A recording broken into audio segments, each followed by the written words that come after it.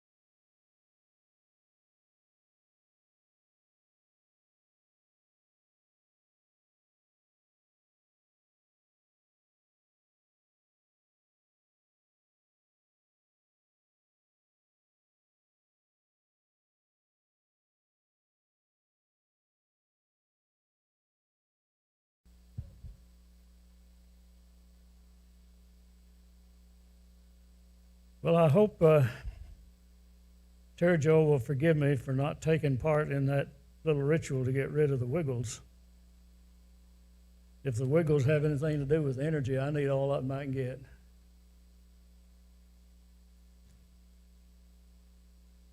As he said, we're going to study tonight about Aaron. I probably can't tell you anything about Aaron that you don't already know, but hopefully we can make some applications together that will enable us to take from here tonight something that we can take with us to improve our lives for the Lord. We're going to look at Aaron's life tonight in two sections. One is a little bitty section, the other is a great big section. The first section is in the longest part of his life. The first 83 years of Aaron's life is pretty sketchy in the Bible. It doesn't tell us a whole lot about it. So we're going to look at that first. We're first introduced to Aaron in Exodus chapter 4 and verse 14. Moses was resisting God's request to return to Egypt to lead Israel out of bondage.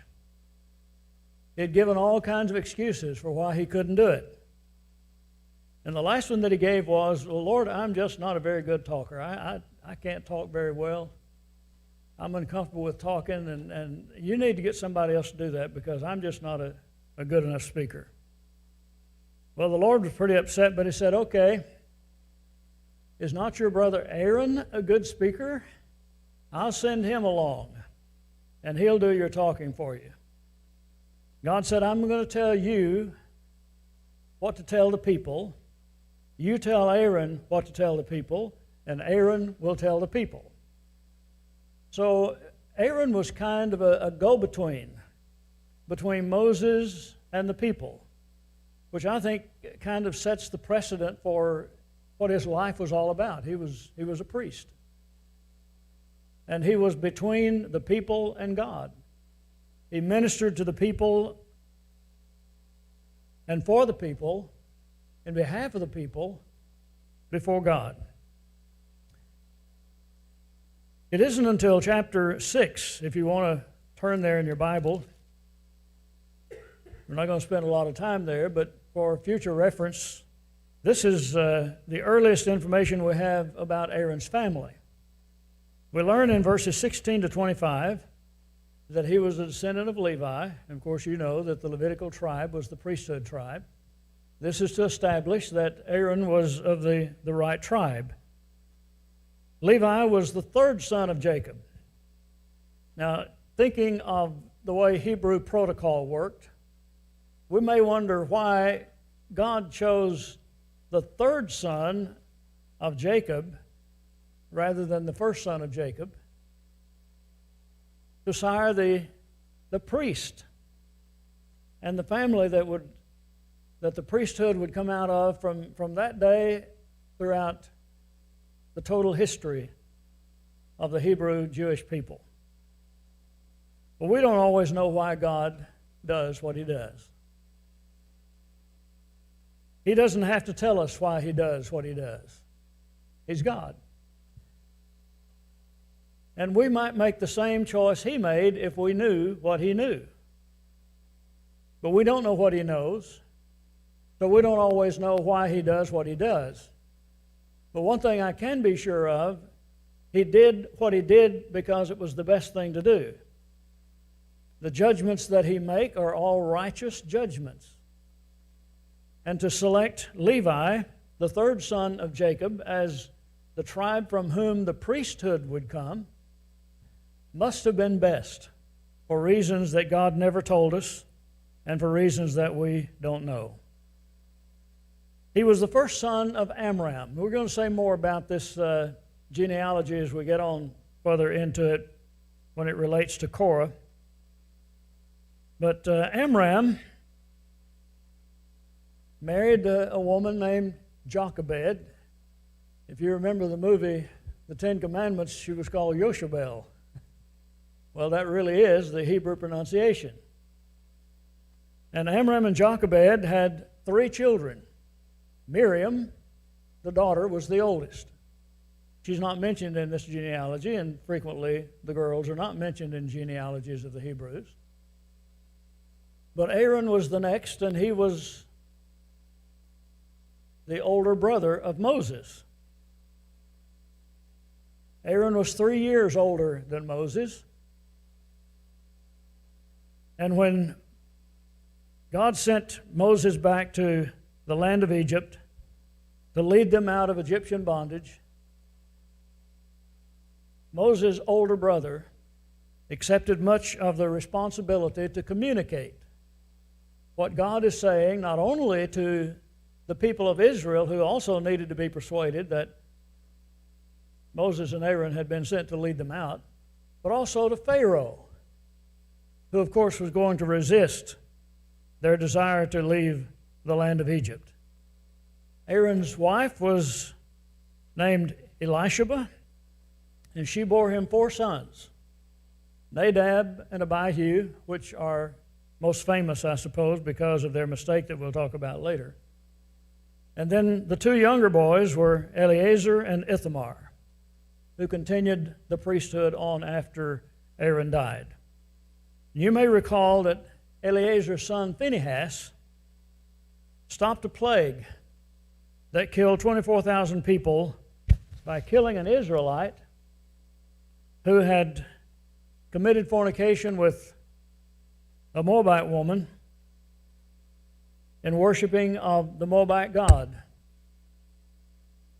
And in order to stop a plague that had already begun and had killed 24,000 people before it could be stopped, the son of Eleazar, named Phinehas, stopped that plague. That story is found in Numbers 25, I believe. Moses was 80, and Aaron was 83 when God called them to lead the children of Israel out of Egypt. Now, maybe this is a good time to stop and pause for a moment and see if we can get a lesson out of that. If you had a very, very, very important task to be carried out, and you were looking for the best possible people that you could find to carry out that task, would you select 2 old men that are retirement age? God doesn't always choose the people that seem to be the best people for us. We might think, well, we need a younger, more vigorous, more upbeat person that has a lot of strength and energy. We don't need these 2 old men that are old enough to retire to take on such a task.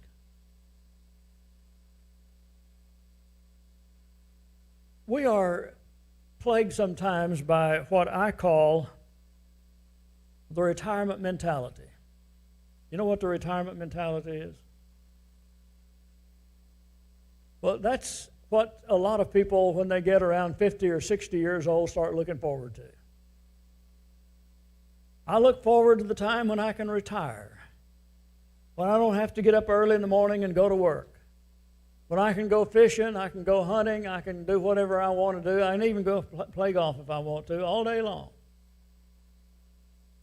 And then when we get to that age, sometimes we think, well, I paid my dues. I've done what I can do. I'm retired now. I don't have to spend all this time with the church and carrying out the programs of the church. I've done all I can to lead people to the Lord. I'm not able in my older age to do that. That's the retirement mentality. God didn't know anything about the retirement mentality. When we think back over the history of the Bible, does anybody come to mind besides Moses and Aaron, whom God used to fulfill His purposes in their latter years? Can you think of anybody? Well, a lot of them he used powerfully in their younger years as well. But their latter years were the most productive. The latter years of many of the New Testament characters, like Peter and Paul and John, who wrote much of the New Testament, did their greatest work for God in their later years. Then we go back into the Old Testament. There's Abraham. There's Noah, who were in their advanced years when God called them to carry out their most important task. Jacob's most important work was in the latter years of his life. And we could follow the thread of main characters throughout the Old Testament and the New Testament, and many of them were people who did their greatest work after they reached what we would call retirement age. Well, you may retire from your career, you may retire from your job, but you don't retire from being a servant of the Lord. You don't retire from the need to worship God. You don't retire from the need to share your faith with other people. And as we grow older, we sometimes have more time. We sometimes have greater opportunities than we did when we were younger. Moses and Aaron did their greatest work in the latter years of their lives. Well, that's the first 83 years. Now we're going to spend most of our time on the last 40 years of Aaron's life, which coincides with the last 40 years of Moses' life as well. And we can't talk about Aaron without talking a little bit about Moses, but of course the focus will be on Aaron. One of the things I want us to learn in looking at Aaron is that God chose to use men and women, His creation, to minister to His creation, to carry out His missions among His creation. Now, God could have done this any way He wanted to. He is the sovereign God. He has power to do whatever He wants to do in whatever way He wants to. If God had wanted to preach the gospel with a donkey, do you think He could have done it? Well, He used a donkey to speak to one of His characters in the past. If He can use a donkey to talk, He could have done this any way He wanted. He could have used donkeys to carry out this mission. But He chose to use men. And in my mind, it's a greater manifestation of the power and the glory of God for Him to use men who are flawed, who are weak, vulnerable, men who make mistakes, men who sin, and He still used them anyway. He helped them to overcome their mistakes. He helped them to overcome their weaknesses. He gave them strength where they were weak. He lifted them above the storms. That took more power than it would have to send a donkey to preach His word. You've never heard of a donkey disobeying God. A donkey doesn't stand on his hind feet in God's face and deny that He's God. A donkey doesn't stand on his hind feet in God's face and say, "No, I'm not going to do that, Lord." Nor does he say, "Lord, let somebody else do that, I'm retired." Only men can do that. And yet God uses men and women to carry out His greatest tasks. And as we look at Aaron, we'll see a weak, sinful, sometimes prideful, jealous man that God used powerfully to carry out His will. From the time Aaron and Moses first met with the people and with Pharaoh, they were repeatedly mentioned together. Together they made quite a team. Aaron doing most of the talking and performing signs to prove that God had sent them. Moses, according to Exodus 7 and verse 1, was like a god to Pharaoh, and Aaron was his prophet. They stood together against Pharaoh during all those plagues, the Passover instructions, and the march out of Egypt. Aaron used his rod to demonstrate the power of God to Pharaoh and to the people. Remember the stories of how he threw his serpent, or his serpent down, and it became, his rod down, and it became a serpent? Well, Pharaoh's magicians did the same thing, so Pharaoh wouldn't be impressed with that. But no sooner had the magicians' rods become snakes than Aaron's snake swallowed up the snakes created by the magician's rods. Again, demonstrating the power of God. So Aaron was right in the middle of all these episodes to convince Pharaoh to let the children of Israel go, and in assisting Moses in everything that God wanted him to do. He also used that rod to turn the waters of Egypt into blood and to produce frogs out of the waters of Egypt, and also to turn dust into lice. And that's just a little bit of what he did. Once in the wilderness, Aaron's first task was to explain. You see, his job was communication. One of the most important tasks in fulfilling the work of God, no matter what it is or where it is. So his first task was to communicate to the people how God was going to feed them in the wilderness. He told them about the manna and how they were to collect it and how they were not to collect it. He told them that God would also send them quail in the evening. And Moses asked Aaron to tell them that the glory of the Lord would appear to them, promising that they would have bread in the morning and quail in the evening. So God sent manna, and he sent quail as evidence that he was their God and that he would care for them.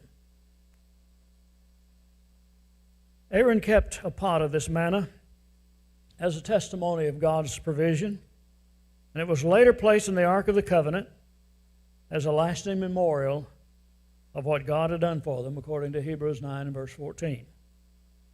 But shortly after that, the Amalekites came against them. This is chapter 17 of Numbers. And Moses asked Joshua to organize an army to defend them, while they went up on top of the hill and held up the rod of God. Well, the next day during the battle, Moses and Aaron and Hur went on top of the hill, and Moses held up that rod. As long as Moses could hold that rod up, the Israelites would prevail. But when his arms got tired and he couldn't hold it up anymore, the Amalekites would prevail. So they set Moses down on a rock. Aaron held up one hand, and Hur held up the other hand, so that the Amalekites would be defeated. And while in the wilderness, this is only a minor episode, but it gives us insight into the scope of Aaron's work. Jethro, Moses' father-in-law, came to meet them. Now, it tells us earlier in Exodus that when Moses left Midian and his father-in-law to go back to Egypt, he started out taking his wife and his 2 sons with him. And the record tells us that they went with him to Egypt. I don't know when they went back, but when we get to Exodus chapter 18, they're back with her father. And now Jethro comes out to meet them as the children of Israel make their way through the wilderness and reunite Moses with his wife and his 2 sons. And during that episode, Jethro offered burnt offerings to God, even though he obviously was a Gentile. And Aaron came with the elders of the people and enjoyed a feast with Jethro. Then preparation began for the giving of the law. As they made their way toward the mountain of God, Sinai, where God was going to give them his commandments. God told Moses to take Aaron up to the top of the mountain at first, but no other priest and no other people were allowed at that time, Exodus 19:24. And later we're told that Aaron, along with his sons Nadab and Abihu, and 70 elders went up and saw God. Not in the sense of seeing them with their naked eye, but saw his presence and his power. Exodus 24 and 9. But when Moses went up to receive the tablets of stone, Aaron was not with him. He was with the people and obviously was in charge of the people. Moses stayed up there a long time, 40 days. And during this time, the people became impatient. They wondered what had happened to their leader. They began to think that they'd been led out there in that wilderness to die out there. So they came to Aaron and they said, well, make us a god. They wanted something that they could see. Something that they could say, this is what led us out of Egyptian bondage. So Aaron asked them to bring their golden jewelry, and they brought the jewelry to him. He melted it down. The record says that he made from that a molten calf of gold and set that calf up, and not only allowed, but apparently was complicit with their worshiping that image of gold. Exodus 32. This is in direct disobedience. Now think of the position of Aaron. He's the priest, the high priest. He has the awesome responsibility to stand between God and the people, to offer atonements on behalf of the people before God. He knows the law. And yet, this is in direct disobedience of the first 2 of God's commandments. That they were to have no other gods before them, and that they were not to make any graven images. Well, as we think about the awesome responsibility of Aaron, and think that he must be weaker than we thought in order to allow himself to make a mistake like that. But let's think about it for a moment. He's over 83 years old.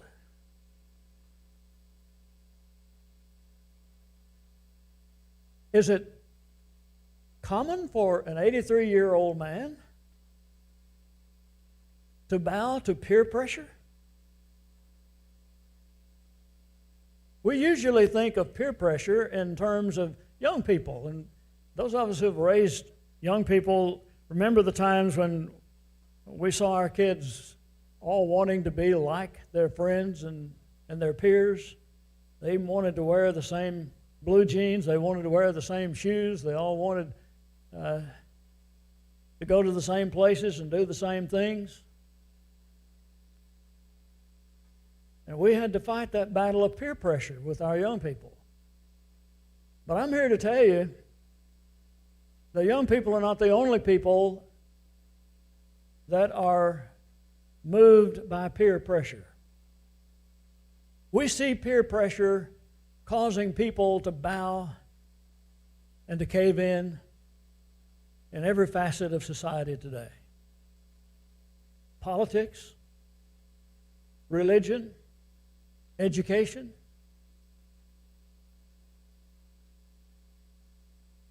And it's so subtle. We may not even realize why we want to do something that we ought not to do, unless we stop to think about it and ask ourselves, why in the world do I want to do that? Well, we might want to do it because we want to keep up with the Joneses, or we want to keep up with the Smiths. We might want to do it because we want to be accepted. We might want to do it because we don't want to be criticized.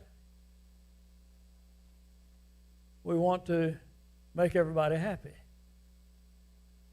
We don't want to be rejected. That's one of the worst feelings in the world, to be rejected. So sometimes it hurts less to give in to peer pressure than it does to bear the pain of rejection. Well, it could be that as Aaron was thinking about this, he would be much like we would be today. Maybe he thought the consequences of not appeasing the people would be greater than not pleasing God. You've heard the term, it's easier to get forgiveness than it is to get permission. Mama might not give you permission to do something. You know she won't. So you go ahead and do it because you know Mama's forgiving. And when she finds out about it, you'll ask her to forgive you, and she'll forgive you.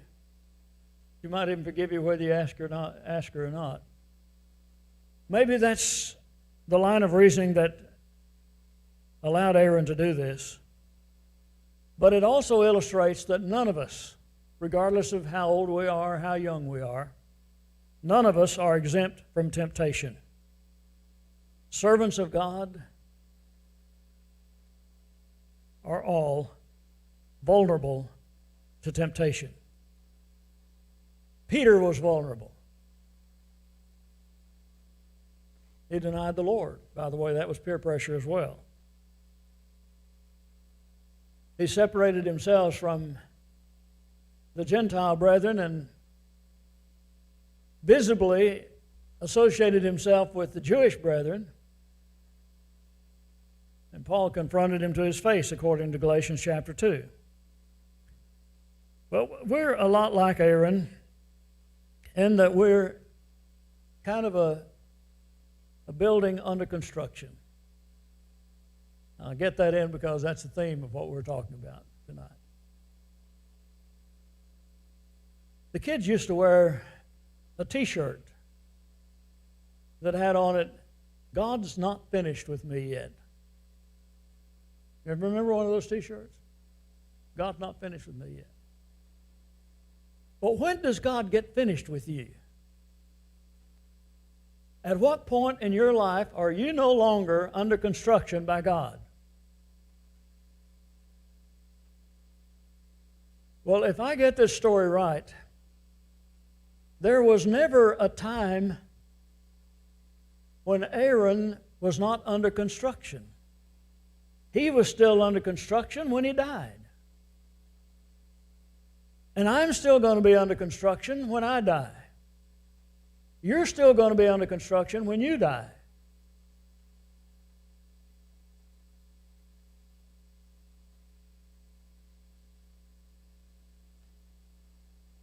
Back earlier in the year, about 2 or 3 miles back down the road between here and our house,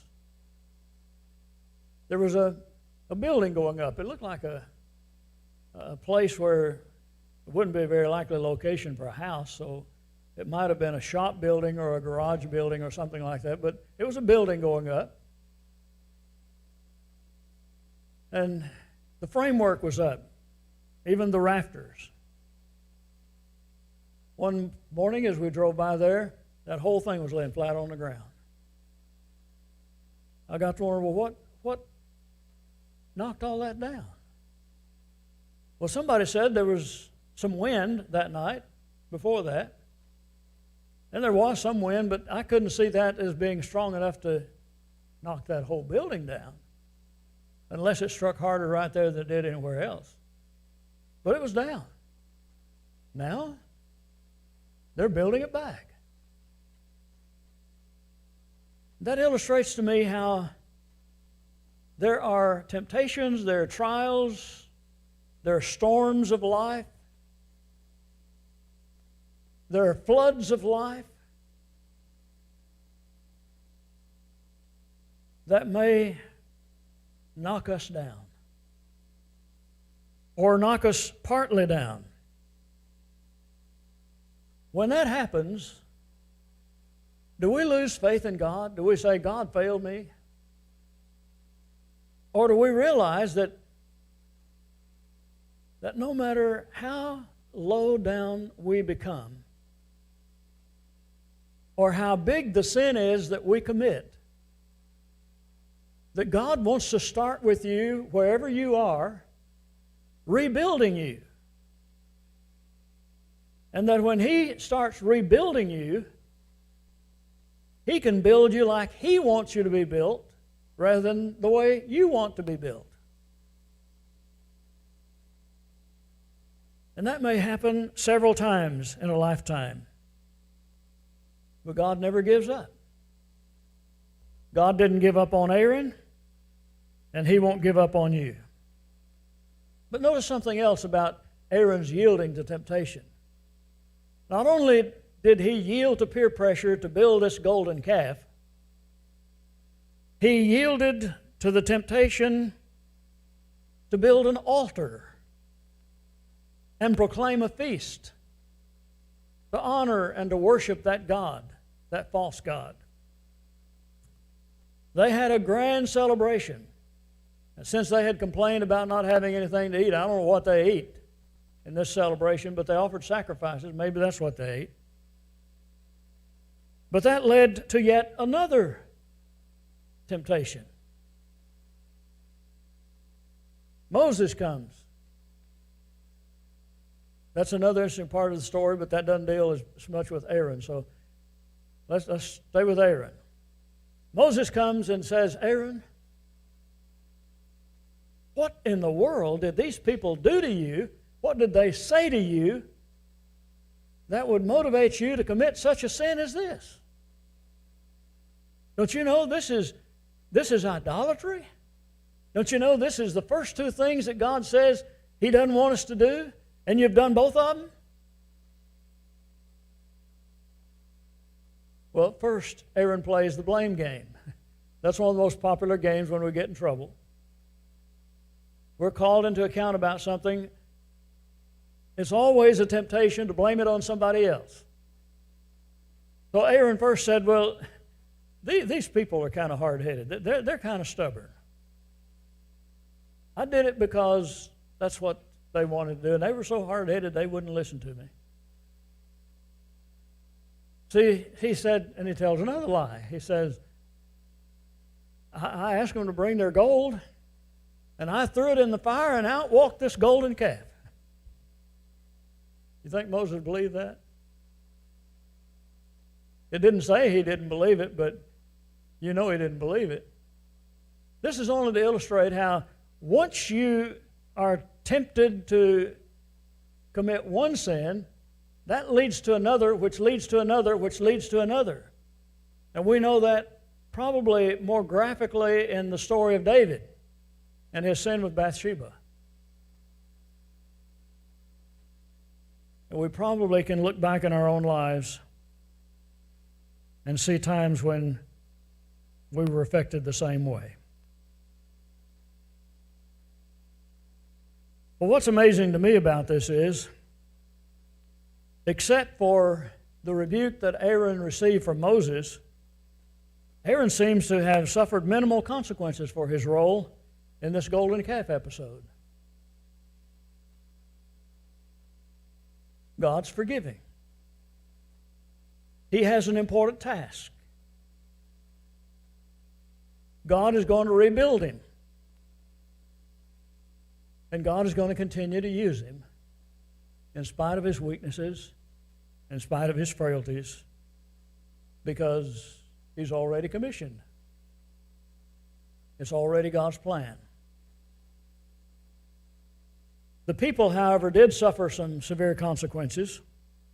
3,000 were killed by the Levites for their part in it. Moses pleaded with God for their forgiveness and went back up on the mountain with another set of tablets that he made because he had broken the first ones. And God inscribed the laws upon those tablets. And while on the mountain, God renewed his covenant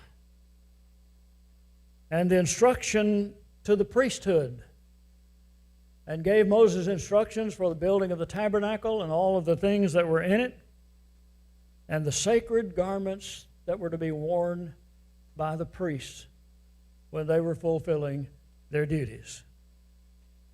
The detailed instructions for the Levitical priesthood are given in the book of Leviticus. That's probably not your favorite book of the Old Testament. You probably haven't read that as much as you've read many others. Personally, I think we ought to have a class on Leviticus and study Leviticus, because there is a central message in that, and that's the importance of the holiness and the sanctity and the righteousness of God. It's a greater picture of who God is than it is of who the priest is supposed to be. And all the instructions for carrying out the duties of the priesthood were given in Leviticus. Every item of clothing had a deliberate meaning. For example, Aaron's turban had a golden plate attached with the inscription, "Holy is the Lord." And everything that the priest wore had a significant meaning. They themselves were set apart as holy, completely dedicated to their priestly duties. And they remained on duty at the door of the tabernacle day and night for 7 days to consecrate themselves to God, lest they die. In chapter 9 of Leviticus, they offered their first sacrifice. Everything was pre-planned. Everything had to be done in a certain way and follow a certain order. Everything went well. God sent fire from heaven to consume the sacrifice that Aaron had placed upon the altar. When he did, the people shouted and fell on their faces in humble adoration of God. Aaron's 2 older sons, Nadab and Abihu, were carried away with that scene, evidently. They thought, man, that was something. All these people shouting and falling on their knees. Let's do that again.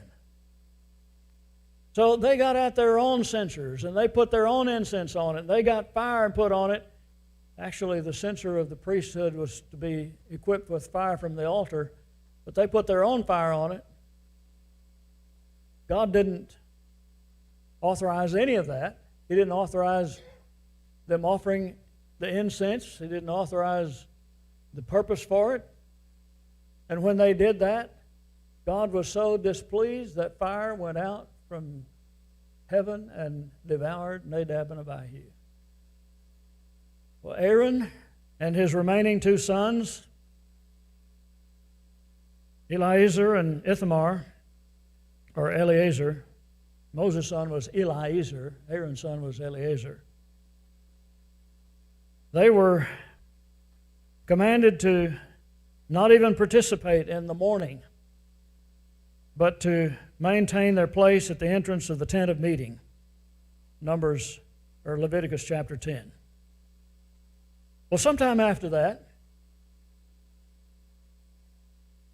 Miriam and Aaron apparently became a little bit jealous of Moses.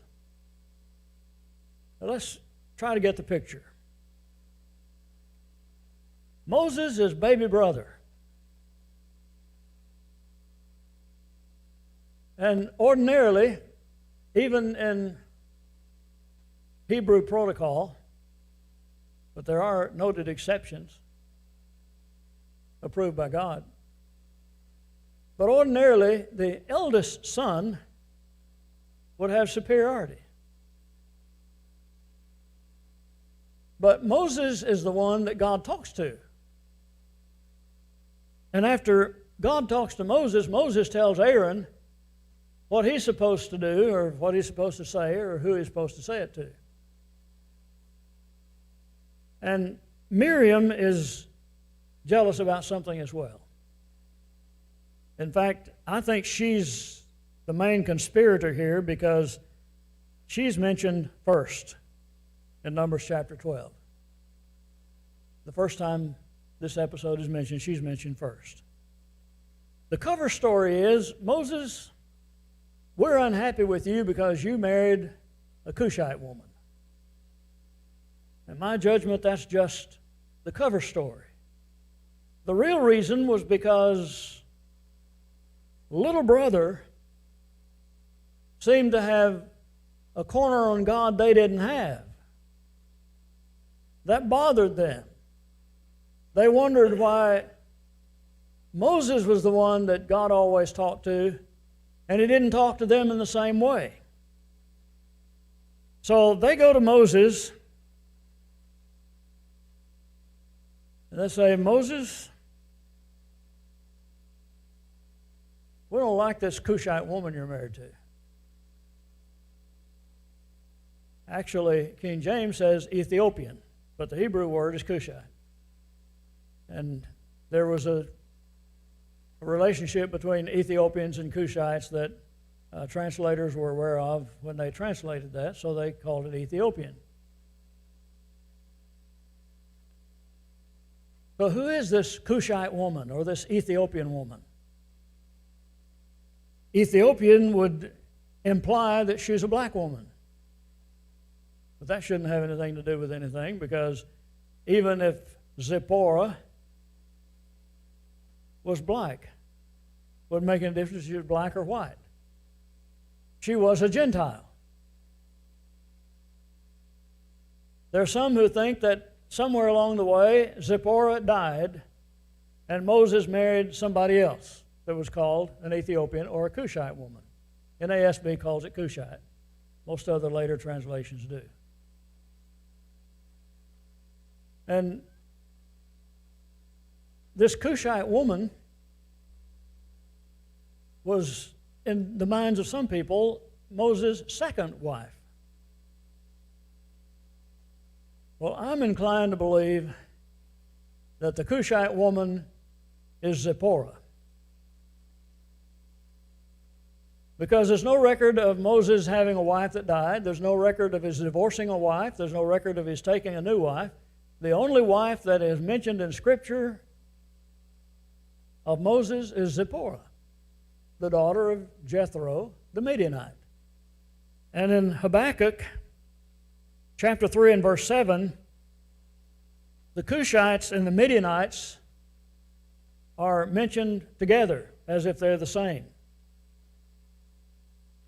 So I lean toward the idea that what they're complaining about is that Moses has married this Gentile woman, and they don't like it, but that's not the real problem. The real problem is, and our time has run out, but the real problem is that they don't like it because God is speaking more to Moses than he is to them. And God solves that problem. Well, there's more to Aaron. He made some more mistakes. He didn't get to go to the land of Canaan, nor did Moses. But God used him anyway. God didn't give up. God won't give up on you, and God will use you. as long as you make yourself available to Him and as long as you strive to do His will. Thank you for your time.